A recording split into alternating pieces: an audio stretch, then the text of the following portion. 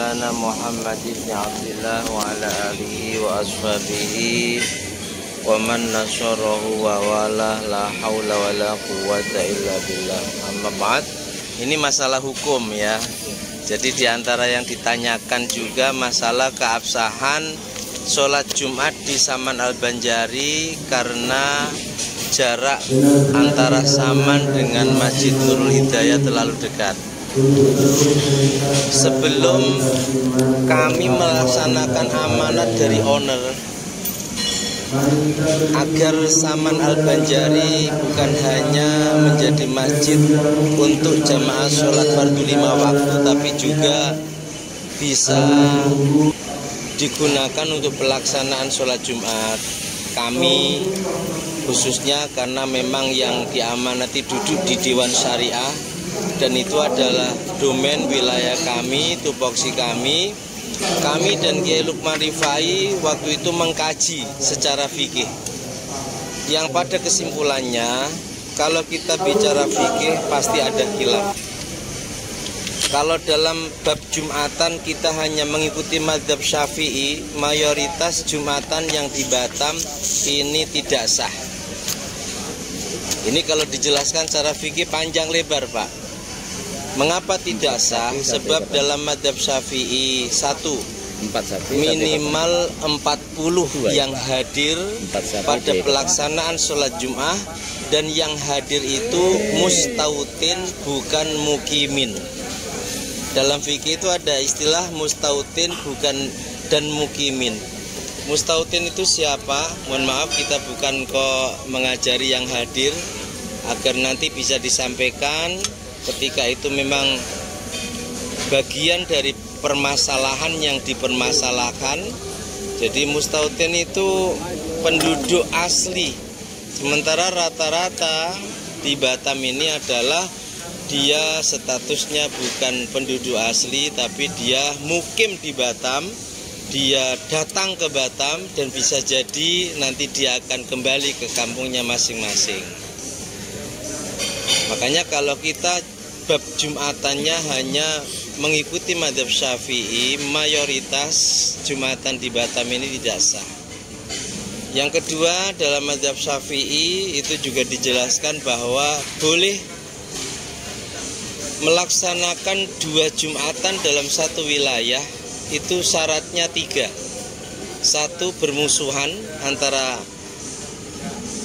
jamaah satu dengan yang lainnya sehingga tidak memungkinkan untuk Jumatan di satu tempat. Yang kedua, masjidnya tidak muat. Dan yang ketiga, jaraknya terlalu jauh. Sementara di Batam 3 perkara ini banyak yang tidak terpenuhi. Kami tinggal di Bengkong, Pak. 1 RW, masjid 2 bahkan 3 itu banyak. Secara mazhab Syafi'i, Jumatan yang seperti ini tidak sah. Sebab apa? 3 perkara ini tidak terpenuhi. Mereka tidak ada permusuhan, masjid yang sudah ada juga masih muat, dan jaraknya 1 RW ini kan tidak jauh. Makanya sebelum bismillah kita melangkah lebih jauh dan kita mulai melaksanakan Jumatan perdana, sekali lagi itu setelah kita musyawarah dengan menghadirkan tokoh masyarakat. Waktu itu ada RT, ada RW, bahkan ada Imam Masjid Nurul Hidayah. Kita sudah mengkaji tentang masalah keabsahan Jumatan di Saman Al-Banjari dari sisi syariatnya. Jadi ini mungkin bisa menjawab sebagian pertanyaan dari masyarakat yang tadi telah disampaikan oleh Bapak Abu Bakar selaku Ketua Dewan Masjid Indonesia. Kami mewakili kawan-kawan sangat bersyukur dan juga sangat berbahagia. Tadi disampaikan bahwa meskipun Bapak asli orang sana, tidak kok informasi yang didapat itu langsung diterima, tetapi disaring. Apalagi Bapak juga masuk dalam badan seperti intelijen ya, kewaspadaan dini. Itu pasti apa yang kita sampaikan dan apa yang mereka sampaikan itu nanti silakan disaring.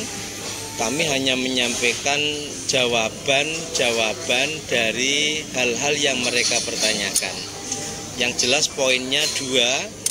Satu, kekhawatiran kalau nanti masjid lama itu yang tentu punya harapan besar bisa bangun, sementara di antara yang diharapkan itu adalah pemasukan lewat kota infak. Malam itu disepakati win-win solusinya ini. Yang kedua, masalah keabsahan sholat Jum'ah. Sekali lagi, kalau kita dalam bab sholat Jum'ah itu hanya mengikuti mazhab Syafi'i, mayoritas Jumatan di Batam tidak sah. Sehingga kami jujur dalam praktek sholat Jum'ah itu tidak mengikuti Jumatan mazhab Syafi'i. Begitu juga sholat Jum'ah yang rata-rata ada di Batam.